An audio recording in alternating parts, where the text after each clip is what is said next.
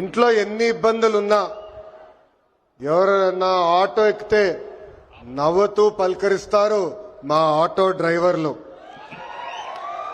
గ్రామ స్థాయి నుంచి దేశ రాజకీయాలంతా కూడా ఆటో డ్రైవర్లే ఆటోలో చర్చిస్తారు. పోయిన 5 సంవత్సరాలు చూసాం.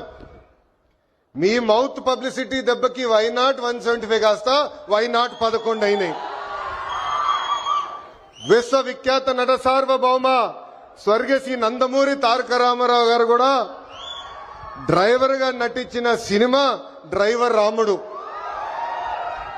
మీ అందరి బాలయ్య నా ఒక్కడికే ముద్దల మావయ్య అయినా బాలయ్య బాబు గారు డ్రైవర్ గా నటించిన సినిమా లారీ డ్రైవర్.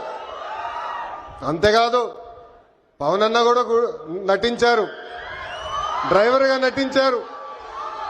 ఆ సినిమా పేరేంటి ఇంపడట్లా, అత్తారింటికి దారేది. ఆనాడు అన్న ఎన్టీఆర్ కాకి డ్రెస్ వేసుకుని రాష్ట్రం మొత్తం చైతన్య రథం పైన వెళ్తే ఢిల్లీ మొత్తం గడగడలాడించిన వ్యక్తి. చంద్రబాబు నాయుడు గారికి ఆటో డ్రైవర్ల సమస్యలు బాగా తెలుసు.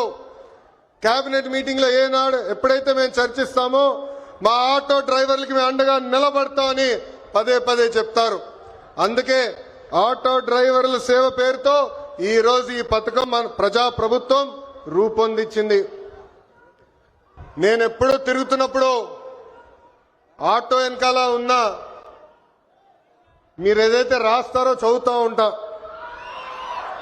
ఒక కొటేషన్ నాకు బాగా నచ్చింది. ఆ కొటేషన్ ఏంటంటే, వర్షం ఎలా పడుతుందని పిల్లలు అడిగినప్పుడు దేవుడు కురిపిస్తున్నారని చెప్పొద్దు, మనం ఒక్క మొక్క నాటితే ఒక్క నీటి బట్టు వర్షం ద్వారా వస్తుందని ఒక ఆటో డ్రైవర్ పెట్టుకున్నారు. అంటే ప్రకృతి పట్ల మనకున్న బాధ్యత ఆ ఆటో డ్రైవర్ ఈరోజు సమాజానికి నేర్పిస్తున్నారు. ఇంకొక ఆటో డ్రైవర్ కొటేషన్ చూసా, అందరూ బాగుండాలి దాంట్లో నేను కూడా బాగుండాలని చెప్పారు. మూడో కొటేషన్, జరా భద్రం భయ్యా మనందరం చల్లగా ఇంటికి వెళ్ళాలి.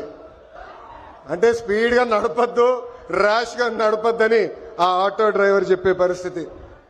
ఈ కొటేషన్లన్నీ మీకు ఎందుకు చెప్తున్నానంటే, మా ఆటో డ్రైవర్ల మనసు పెద్ద మనసు. ఎవరన్నా బ్యాగ్ మర్చిపోతే తిరిగి వాళ్ళకి అందిస్తారు, ఎవరన్నా పొరపాటున సెల్ ఫోన్ మర్చిపోతే వాళ్ళ ఇంటికి చేర్చుతారు. అంతేకాదు విలువైన వస్త్రాలు దొరికితే ఏకంగా మా పోలీస్ సోదరుల దగ్గరికి వెళ్ళి డబ్బులో లేని వస్త్రాలు దొరికినాయి, ఇది మీరు జాగ్రత్త వాళ్ళకి చేర్చాలని చెప్పే పెద్ద మనసు ఉన్న వ్యక్తులు మా ఆటో డ్రైవర్లు. ఆటో వెనుక నవ్వు తెప్పించే కొటేషన్లు కూడా ఉన్నాయి స్వామి. అప్పు చేసి కొన్నాను నన్ను చూసి ఏడవద్దు అని చూశాడు. అప్పు చేసి కొన్నాను నన్ను చూసి ఏడవద్దు. ఇంకోటి, హాయని ఆశ పెంచొద్దు, బాయని బాధ పెట్టద్దు. అంటే ఎప్పుడు ఆటో వెనకాల బండి ఉంటే నవ్వుతూ ఉంటాం. సమాజం పట్ల మాకున్న బాధ్యత తెలుస్తుంది. ఎన్ని సమస్యలున్నా ఎన్ని ఇబ్బందులున్నా నవ్వుతూ ఆదరిస్తారు మా ఆటో డ్రైవర్లు. అందుకే యువగలం పాదయాత్రలో ఆటో డ్రైవర్లతో ప్రత్యేకంగా నేను సమావేశం ఏర్పాటు చేసుకున్నా. వాళ్ళు ఎదుర్కొంటున్న సమస్యలు నేను తెలుసుకున్నా. ఆనాడు ఆటో డ్రైవర్లు నాకు చెప్పింది ఒకటి, కుడి చేతిలో 10,000 పెడతారు, ఎడం చేతిలో 20,000 రూపాయలు లాగేస్తారని. అరే ఎట్లా లాగుతున్నారో భయ్ అని అడిగా. గ్రీన్ ట్యాక్స్ పెంచారు, 20,000 రూపాయలు చేసి బాదుతున్నారన్నారు. అదేవిధంగా రోడ్ల పైన ఉన్న గుంటలు పూడ్చట్లేదు, 5 సంవత్సరాలు ఎవరు పట్టించుకోలేదు. ఆ గుంటల వల్ల మా ఆటోలు రిపేర్లకు వస్తున్నాయి, దీనివల్ల చాలా చాలా ఇబ్బంది పడుతున్నామని ఆనాడు చెప్పారు. అందుకే మీ ఆదరణతో 94% సీట్లు ఈరోజు ప్రజా ప్రభుత్వం కైవసం చేసుకుంది. మన ప్రభుత్వం అధికారంలోకి వచ్చిన వెంటనే గ్రీన్ ట్యాక్స్ ని ఏకంగా 3,000 రూపాయలకి తగ్గిస్తాం జరిగింది. అంతేకాదు పవన్ అన్న నాయకత్వంలో సుమారుగా 2,000 కోట్ల రూపాయలు ఖర్చు పెట్టి గుంటలంతా కూడా మనం పూడ్చడం జరిగింది. ఈ రోజు ఎక్కడ లేని విధంగా కొత్త రోడ్లు కూడా మన ప్రభుత్వం వేస్తున్నాం. అంతేకాకుండా ఆటో స్టాండ్లు ఏర్పాటు చేయాలి, మీకు అక్కడ తాగునీరు అందజేయాలి. ప్రత్యేకంగా మహిళలు ఆటోలు తోలుతున్నప్పుడు వాళ్ళకి కావాల్సిన టాయిలెట్లు కూడా అక్కడ ఏర్పాటు చేయాలి. ఎలక్ట్రిక్ ఆటోలు మీకు అందిస్తమే కాదు, ఛార్జింగ్ పాయింట్ కూడా ఏర్పాటు చేయాలని ఆనాడు మాకు చెప్తాం జరిగింది. ఇది చేసే బాధ్యత కూటమి ప్రభుత్వం తీసుకుంటుందని ఈ సభాముఖంగా ప్రజలందరికీ నేను తెలియజేస్తున్నా. నేను యువగలం పాదయాత్ర చేసినప్పుడు మహిళల్ని కించపరిచే విధంగా ఆనాడు రోజా గారు మాట్లాడారు. మా తెలుగు మహిళ చీరలు గాజులు ఆమెకి ఇచ్చేదానికి వెళ్ళినప్పుడు వెళ్ళిన ఆటోని ఆనాటి పోలీస్ సోదరులు సీజ్ చేశారు. ఆ ఆటో డ్రైవర్ పేరే హమీద్ బాషా. పాపం ఈ ఆటో పైన ఆయనే కాదు, ఆయన కుటుంబంలో ఉన్న 5గురు ఆధారపడి ఉంటారు. అతను నా దగ్గరికి వచ్చి, అన్నా నేను ఇబ్బంది పడుతున్నా, నన్ను ఆదుకో అంటే గౌరవ ముఖ్యమంత్రి శ్రీ నారా చంద్రబాబు నాయుడు గారు ఆనాడు నేను ఫోన్ చేసి ఒక ఆటో ఇవ్వాలనుకుంటే ఒకటి కాదు, ఏం అవసరం ఉన్నా ఆ కుటుంబాన్ని ఆదుకో, ఇది మన బాధ్యత అని చెప్పిన వ్యక్తి చంద్రబాబు నాయుడు గారు. సామాన్యుడి కారు ఆటో, వర్షం వస్తే ఇంటికి తీసుకెళ్లేది మా ఆటో డ్రైవర్లు. ఏకంగా చిన్న పిల్లల్ని సేఫ్ గా స్కూల్కి తీసుకెళ్లి తిరిగి తీసుకొచ్చేది మా ఆటో డ్రైవర్లు. అనారోగ్యంతో ఎవరన్నా బాధపడితే అంబులెన్స్ లాగా మారి ఆసుపత్రులు కూడా తీసుకెళ్లేది మా ఆటో డ్రైవర్లు. పనికి గాని ఆఫీస్కి వెళ్లాలన్నా, ట్రైన్ ఎక్కాలన్నా, బస్ ఎక్కాలన్నా ఫీడర్ వెహికలే మన ఆటో. మీరు ఆటో తోలి ప్రజలకి మెరుగైన సేవ చేస్తున్నారు కనుకనే మీ రుణం తీర్చుకునేదానికి ప్రజా ప్రభుత్వం ఈరోజు ఆటో డ్రైవర్ల సేవలు అన్న పథకాన్ని నేను రూపొందిస్తాం జరిగింది. కార్మికులు డ్రైవర్లు తమ వాహనాలు పూజలు చేసుకుంటారు దసరా పండగప్పుడు. దసరా పండగ అయిన కరెక్ట్ గా 3 రోజుల్లోనే ఈ రోజు ఆటో డ్రైవర్ల అకౌంట్ లో 15,000 రూపాయలు ప్రజా ప్రభుత్వం అందజేయబోతుంది. సుమారుగా 3 లక్షల మంది డ్రైవర్లకి ఈ కార్యక్రమం వర్తిస్తుంది.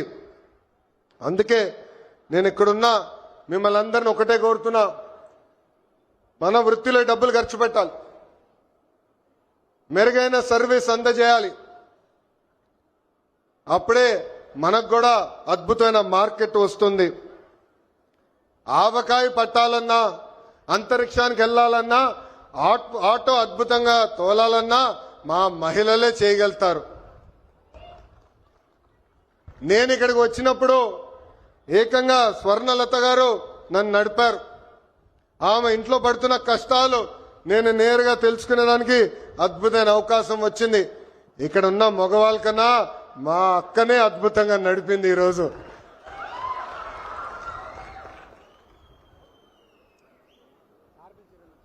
పంపించండి ముఖ్యమంత్రి గారు దగ్గరికి వచ్చి ఉంటారు. స్వర్ణలత గారు ఆటో తోలుతూ కుటుంబం మొత్తం పోషిస్తున్నారు. ఇంట్లో ఆమె భర్త కూడా అద్భుతంగా సహకరిస్తున్నారు. ఇద్దరు కలిసికట్టుగా పనిచేసి ఈ రోజు ఆ కుటుంబాన్ని ముందలు తీసుకెళ్తున్నారు. తల్లి నాకు చెప్పింది, తల్లికి వందనం అందింది, ఉచితంగా గ్యాస్ సిలిండర్లు ఏదైతే దీపం పథకం కింద ఇస్తున్నామో అది కూడా అందింది. అంతేకాదు ఇంట్లో ఉన్న పెద్దమ్మ అత్తగారి కూడా ప్రజా ప్రభుత్వం ఈ రోజు పెన్షన్ కూడా ఇస్తాం జరుగుతుంది. అందుకే ఈ సభాముఖంగా ఇక్కడ ఉన్న మగవాళ్ళందరినీ నేను కోరుతున్నా, ప్రత్యేకంగా ఆటో డ్రైవర్లను కూడా కోరుతున్నా, మహిళల్ని మనం గౌరవించాలి. తెలుగు వాడక భాషల్లో మహిళల్ని కించపరిచే విధంగా కొన్ని పదాలు వాడతాం. గాజులు తొడుక్కున్నావా, చీర కట్టుకున్నావా, అమ్మాయిలాగా ఏడవద్దని. దీనికి ఫుల్ స్టాప్ పెట్టాలి. ఇది మనం వాడకూడదు. ఈరోజు ఆంధ్ర రాష్ట్రంలో ప్రతి ఆటో డ్రైవర్ నేను కోరుతున్నా, ప్రజల్లో చైతన్యం తీసుకొచ్చే శక్తి మీలో ఉంది. మీరు ఏదైతే ఒక్క విషయం తలుచుకుంటే అది సాధించే శక్తి మీలో ఉంది.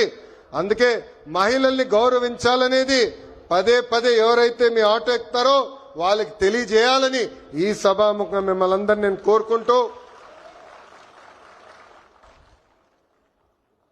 మా పైన ఒక పవిత్రమైన బాధ్యత మీరు పెట్టారు. గత పాలకులు మీటింగ్ జరిగితే మీరందరూ చూసేవారు, పరదాలు కట్టేవారు, బ్యారికేడ్లు పెట్టేవారు. కానీ ఈరోజు గౌరవ ముఖ్యమంత్రి గారు కానివ్వండి, ఉప ముఖ్యమంత్రి గారు కానివ్వండి, ఒక సామాన్య వ్యక్తిగా మీ ముందల నుంచుంటున్నారు. మీ రుణం తీర్చుకుంటామే మా లక్ష్యం. అహర్నిశలు కష్టపడతాం. ఎన్ని ఆర్థిక ఇబ్బందులున్నా ఇచ్చిన ప్రతి హామీ నిలబెట్టుకునే బాధ్యత ప్రజా ప్రభుత్వం తీసుకుంటుంది. ఈ రోజు ఆంధ్ర రాష్ట్రంలో డబుల్ ఇంజిన్ సర్కార్ ఉంది. కేంద్రంలో గౌరవ ప్రధానమంత్రి నరేంద్ర మోడీ గారు, రాష్ట్రంలో గౌరవ ముఖ్యమంత్రి చంద్రబాబు నాయుడు గారు. ఈ డబుల్ ఇంజిన్ సర్కార్ అద్భుతంగా నడుస్తుంది కనుకనే మన ఎన్ని ఆర్థిక ఇబ్బందులున్నా ఇచ్చిన ప్రతి హామీ సంక్షేమ కార్యక్రమాలు మనం నిలబెట్టుకోగలుగుతున్నామని ఈ సభాముఖంగా తెలుపుకుంటూ, మళ్ళీ వస్తాం, అద్భుతమైన కార్యక్రమాలు చేస్తాం. మీ పిల్లల భవిష్యత్తు చూసుకునే బాధ్యత ప్రజా ప్రభుత్వం తీసుకుంటుందని ఈ సభాముఖంగా మీ అందరికి హామీ ఇస్తూ, నాకు ఇంత అద్భుతమైన అవకాశం ఇచ్చిన మా ఆటో డ్రైవర్లందరికీ పేరు పేరున నా హృదయపూర్వక నమస్కారాలు తెలుపుకుంటూ మీ అందరి దగ్గర నుంచి సెలవు తీసుకుంటున్నాం. చంద్రబాబు నాయుడు గారి నాయకత్వం, చంద్రబాబు నాయుడు గారి నాయకత్వం, పవన్ అన్న నాయకత్వం, పవన్ అన్న నాయకత్వం, మోడీ గారి నాయకత్వం, మోడీ గారి నాయకత్వం. జై హింద్, జై హింద్, వందే వందే. అందరికీ నమస్కారం.